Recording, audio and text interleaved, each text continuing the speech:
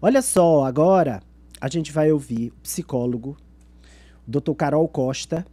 Toda vez que eu falo Carol Costa, eu tenho que lembrar, o Dr. Carol Costa é psicólogo do Sistema Apvida, mas ele é um psicólogo, apesar do nome, né? O Dr. Carol Costa. Bem, a gente vai ouvi-lo. Agora antes, olha só. Recebi uma informação aqui, mas nós temos que conferir. A informação é que o dono de um posto de gasolina de Teresina, de nome João, teria recebido 2 tiros. Dono de um posto de gasolina da Avenida Presidente Kennedy, chamado João, teria recebido 2 tiros há alguns dias. Portanto, está internado, né? Estaria internado. Aliás, 3. Ó, o meu diretor já sabe os detalhes. Conta aí, diretor. Por que que ele foi baleado? Conta pra mim. Qual o motivo? Quem foi? Apura o caso. O André sabe de tudo, é impressionante. Eu digo uma coisa aqui e ele já traz a informação. Bem, a gente vai checar, tá? Esse dono de posto de gasolina da Avenida Presidente Kennedy teria recebido esses tiros, né, há alguns dias.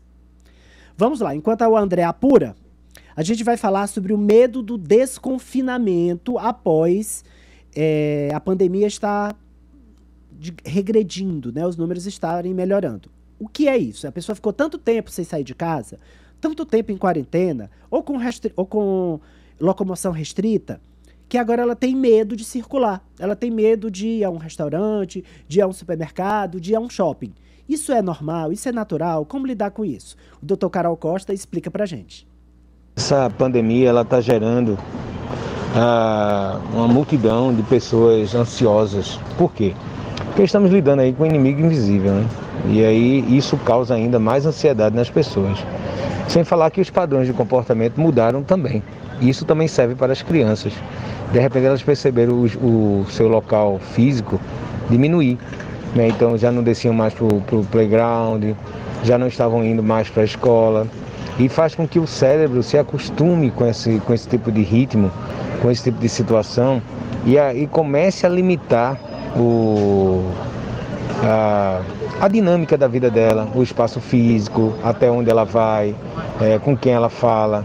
O comportamento muda também. Então a gente tem aí uma gama muito grande de crianças e adolescentes extremamente ansiosos, né, porque isso tem mexido muito com o emocional. E aí podemos perceber algumas crianças um pouco mais retraídas, né, com essa mania, né, com uma mania até saudável no momento, de estar com álcool em gel o tempo todo, sempre higienização, e lembrando o tempo todo aos adultos que não deve estar próximo um do outro, né, manter o distanciamento, aquela criança que fica lhe corrigindo o tempo todo, né? Então isso também já é um sinal de ansiedade. Vamos entender o medo como um receio, né? Esse medo, ele só passa a ser patológico quando ele começa a atrapalhar a nossa vida. Então vamos colocar como um receio. Existe um receio da volta à normalidade, que não é normalidade, nunca mais a sociedade será a mesma. E aí, como é que fica o papel dos pais nesse momento aí, como você bem pergunta? É interessante o pai trazer, os pais darem todo o apoio e trazer essa criança, adolescente para a realidade. Vale a pena estar com esse medo todo, apesar, se você está tomando todas as precauções, se você está tomando todas as orientações que as autoridades sanitárias estão falando, vale a pena você ter esse medo, ou seja, trazer para o real, né? Esse medo irracional a gente já começa a destruir.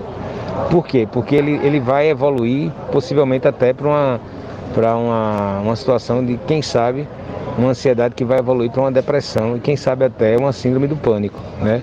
As pessoas aí estão adoecidas, existe aí uma explosão de procura com relação aos atendimentos psicológicos, porque as doenças mentais estão em alta. Fala-se até na quarta onda, que essa quarta onda a quarta onda é de doenças mentais, né? Porque a pandemia ela trouxe isso, né? Já existia, mas aí ela potencializou, ela catalisou essa onda de doenças mentais. Então o que os pais podem fazer com relação a isso? Primeiro, demonstrar todo o apoio e trazer essa criança para o real. distinguir o que é o medo patológico do que é o medo real, na verdade o receio, né? Se ela seguir todas as orientações, não tem motivo algum de ter medo. Se ela não conseguir fazê-lo, temos um quadro patológico que precisa de ajuda especializada, ou seja, o psicólogo ele deve intervir, né? Porque o psicólogo ele tem as ferramentas e o conhecimento necessário para ajudar a pessoa nesse momento. E isso inclui também as crianças, que se achava que elas estavam ali de fora. Não, as crianças também têm grande participação nisso. E essa participação também tem que ser falada no sentido de que a criança ela deve entender e fazer parte desse processo. Como?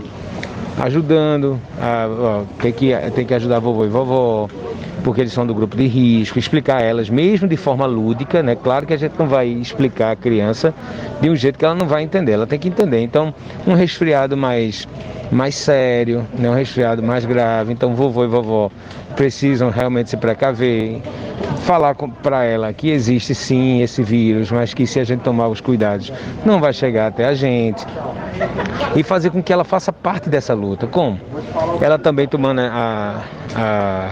os cuidados necessários, lembrando sempre de fazer a higienização das mãos, de usar o álcool em gel, de manter o distanciamento. Ela começa a se sentir útil dentro disso, e ela se sente assim parte disso, e ela entra na luta contra isso. Isso é que nós devemos fazer com as crianças, mostrar a ela que ela tem capacidade de luta, que ela tem capacidade de reverter esse processo.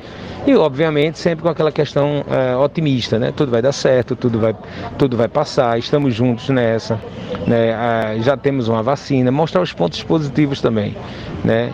E mostrar para ela que quem se cuida não precisa se preocupar com relação a isso.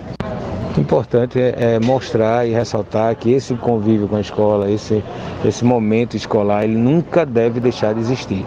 Porque a criança, ela adora a escola. Se ela adora. É só você ir na saída, na entrada de uma escola, você vai ver aquela gritaria, algazarra, deixa um doidinho.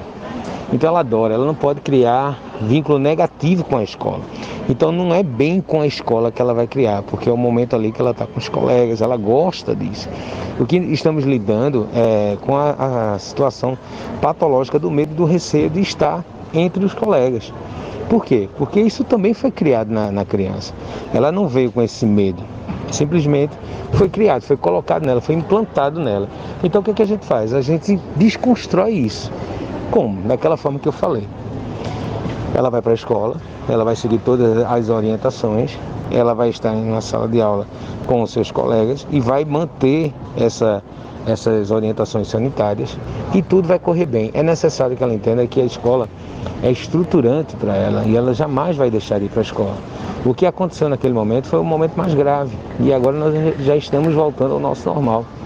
Então é trazer mais uma vez essa criança para o real e mostrar que ela tem todo o apoio, né? Todo o apoio, seja na instituição escolar como também no núcleo familiar, né?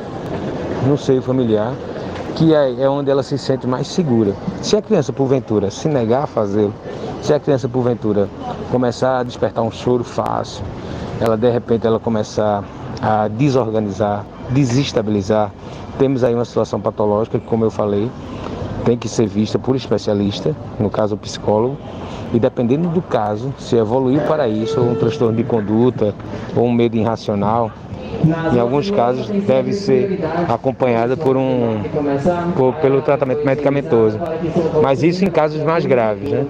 No mais, a psicoterapia ela já resolve e tem grande chance de sucesso, ou seja, o quanto antes intervir, sucesso de 100%. Tá aí então o psicólogo Carol Costa Júnior orientando os pais. Se a criança ficar com medo, não quiser mais sair de casa, não se readaptar ao convívio escolar, tem que orientar, tem que conversar, tem que ficar alerta e, em casos mais graves, procurar um psicólogo, um terapeuta.